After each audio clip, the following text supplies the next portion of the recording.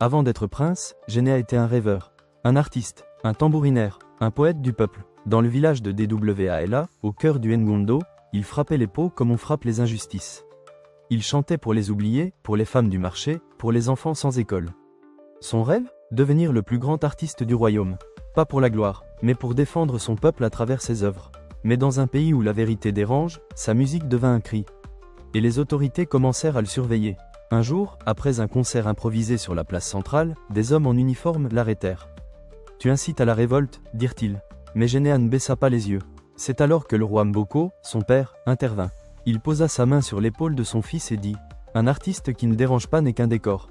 Continue, mon fils. Le tambour du roi bat pour toi. » Ce jour-là, Généa comprit que son art était une arme. Et que son père, malgré les pressions, croyait en lui.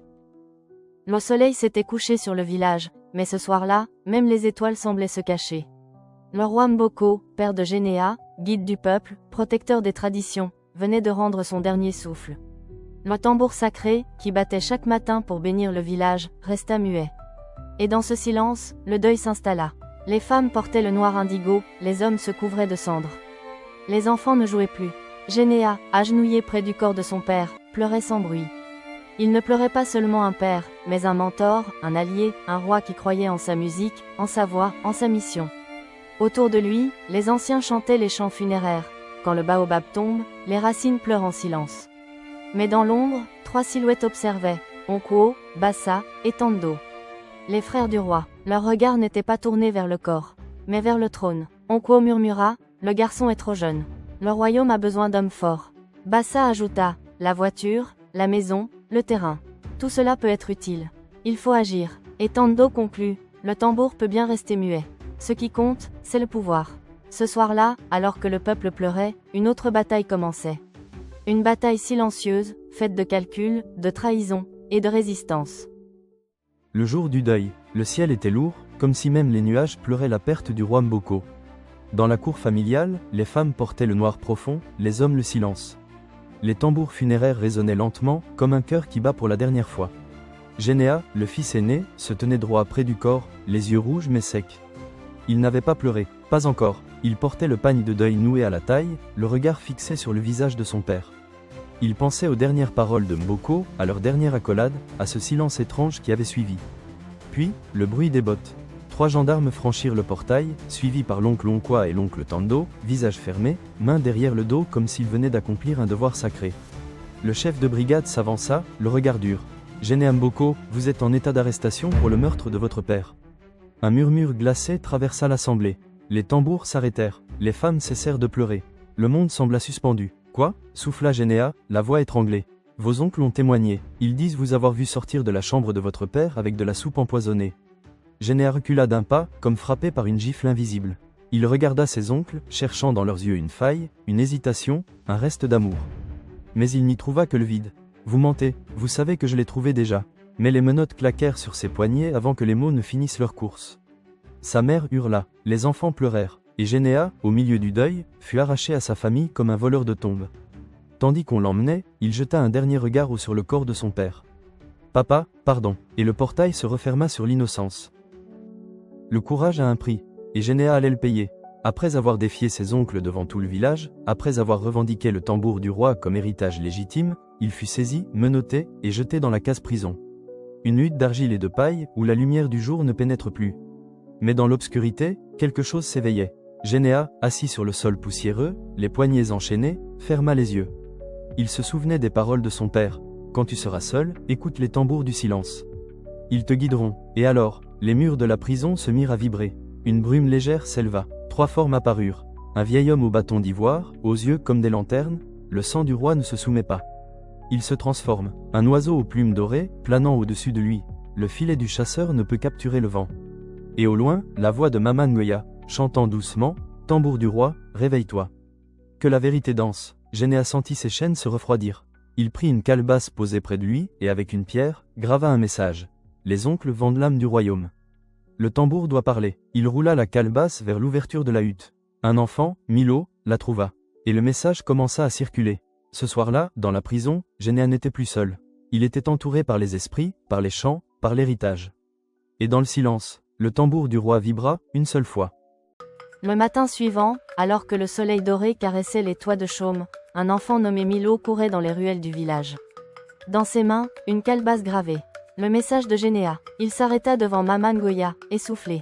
Elle prit la calebasse, la tourna dans ses mains, lut les mots gravés à la pierre, les oncles Vandalam du royaume. Le tambour doit parler. Elle leva les yeux vers le ciel. Maman Goya, le vent porte la vérité plus loin que les pieds. Elle se rendit sur la place centrale, entourée de femmes au panier, d'enfants curieux, d'anciens silencieux. Elle lut à voix haute. Et le murmure commença. Villageoise, le prince parle depuis la prison. Il n'a pas cédé. Ancien, si le tambour se réveille, c'est que les ancêtres l'ont entendu. Jeune homme, les oncles veulent vendre la maison du roi? C'est sacrilège. Les oncles, postés à l'ombre du fromager, observaient. Onkuo serra les dents. Onkuo, ce garçon est un poison. Il faut l'écraser. Mais les regards du peuple changeaient. Le doute s'installait. Et dans la case prison, Généa souriait. Il savait que le tambour commençait à parler. La nuit tombait sur le village. Le ciel se teintait de pourpre et d'or. Dans la case prison, Généa écoutait les battements de son cœur. Il résonnait comme un tambour. Les esprits l'avaient guidé. Le vieil homme au bâton d'ivoire lui avait montré une fissure dans le mur. L'oiseau doré avait soufflé un vent léger qui fit tomber la poussière. Et Maman Goya, depuis sa hutte, chantait doucement. Quand le lionceau trouve la faille, le royaume respire. Généa se glissa hors de la case, vêtu d'un pagne tissé par les anciens, au motif sacré. Il portait un petit tambour, offert par les esprits. Il marcha dans les ruelles, évitant les gardes. Les enfants le virent passer. Ils ne crièrent pas, ils sourirent. Ils savaient. Maman Goya l'attendait près du fromager. Elle ne dit rien, elle posa simplement sa main sur son épaule. Maman Goya, le tambour t'attend. Le peuple aussi, et dans la place centrale, sous les étoiles, le tambour du roi vibra. Une seule fois, mais ce fut assez. Le retour de Généa n'était plus une fuite. C'était une marche vers la vérité. Le jour du marché, le village vibrait comme un cœur battant. Les femmes étalaient les ignames, les hommes négociaient les tissus, les enfants couraient entre les étals. Mais au-dessus de tout cela, le silence s'installa. Sur le toit de la maison royale, vêtu d'un boubou brodé aux symboles ancestraux, Généa apparut. Il tenait le tambour du roi. Le vrai, celui que son père lui avait confié. Il leva les yeux vers le ciel, puis frappa. Une fois, 2 fois, 3 fois, le son résonna comme un appel. Comme une vérité, comme un réveil. Généa, le tambour du roi ne se vend pas. Il parle pour le peuple. Il parle pour la justice. Il parle pour l'héritage. La foule se figea. Puis un cri s'éleva. Villageois, c'est le fils du roi. Il est revenu. Les oncles, postés près d'un marchand venu acheter la voiture royale, blêmirent. Le marchand recula. Onkuo, il faut l'arrêter. Tando, trop tard. Le peuple l'a entendu. Maman Goya s'avança sous le fromager. Elle leva son bâton sculpté. Maman Goya, le tambour a parlé. Le trône revient à celui qui l'a fait vibrer. Les anciens hochèrent la tête. Les villageois applaudirent. Les enfants dansèrent. Et les oncles furent encerclés. Ce jour-là, le village ne vendit rien. Elle retrouva son âme. Le soleil descendait lentement derrière les collines du village d'Ouala. Sous le grand fromager, le village tout entier s'était rassemblé. Les chants s'étaient tus, les tambours attendaient. Le moment était venu. Les 3 oncles, Onkuo, Bassa et Tando, furent amenés devant les anciens. Leurs visages n'étaient plus arrogants. Ils étaient ternis par la honte. Anciens, vous avez tenté de vendre l'héritage. Vous avez emprisonné le fils du roi. Que dit le peuple? Foule, justice. Justice. Justice. Maman Goya s'avança, son bâton levé. Elle parla d'une voix qui portait plus loin que le vent. Le tambour a parlé, le peuple a entendu. Le trône revient à celui qui l'a fait vibrer. Généa, vêtu d'un boubou brodé au symbole sacré, s'avança. Il ne tremblait pas, il ne criait pas, il marchait comme un roi. Les anciens posèrent la couronne dorée sur sa tête. Le tambour vibra, les enfants dansèrent, les femmes chantèrent, les hommes frappèrent le sol de leurs bâtons. Ancien, que Généa règne avec sagesse, comme son père. Qu'il chante pour le peuple. Qu'il défende l'âme de Douala. Les oncles furent envoyés cultiver les terres lointaines, là où le silence enseigne l'humilité. Et chaque soir, sous les étoiles, Généa frappait le tambour. Non pas pour le pouvoir, mais pour la mémoire, pour l'art, pour le peuple. Depuis le jour du couronnement, Douala ne fut plus jamais la même. Le tambour du roi ne battait plus seulement pour les cérémonies. Il battait chaque matin pour réveiller les consciences. Généa, devenu roi, ne s'enferma pas dans le palais. Il s'assit au milieu du peuple, dans le cercle des artistes, des conteurs, des enfants. Il jouait du tambour, écrivait des chants, peignait des fresques. Les murs de la maison royale furent recouverts de récits visuels, l'histoire de Mboko, les chants de résistance, les visages des anciens. Une école fut bâtie près du fromager. On y enseignait les langues ancestrales, la musique, la sculpture, la sagesse. Maman Goya y donnait des cours sous l'arbre, entouré d'enfants attentifs. Les artisans du village créaient des instruments, des masques, des tissus porteurs de mémoire. Chaque objet racontait une histoire. Chaque chant portait une vérité. Et chaque soir, Généa frappait le tambour.